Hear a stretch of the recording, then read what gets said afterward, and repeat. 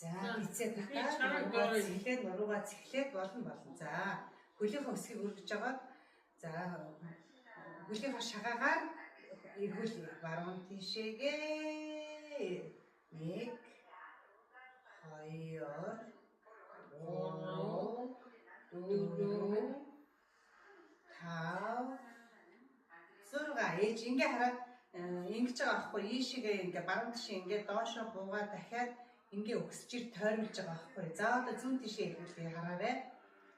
Зүүн тишээ гэхэд ингээ зүүн тишээ далилаа тойрлоо 1 2 3 4 гизээсээ татцуугаарай. 5 мөрөг бити чангалаарай.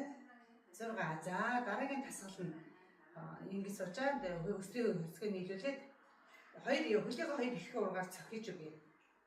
Өсгийг нийлүүлэх юм байна үстэй. Ингээд өсгийг заавал нийлэх албагүй ээж. Параллел байлчих нийлэх албагүй. За хоёр хөлийнхөө ихээр ургаар цохиж өгнө. Хооронд нь мөрөлдүүлээд 1 2 3 4 5 6 7 8 9 10 1 2 3 4 5 6 7 8 9